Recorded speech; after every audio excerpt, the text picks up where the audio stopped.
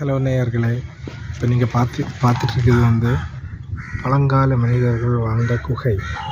இந்த குகைகளின் இடுக்கிலேயே பழங்கால மனிதர்கள் பல ஆண்டு காலங்களாக வாழ்ந்து மிருகங்களை வேட்டையாடி வாழ்ந்து வந்தனர்.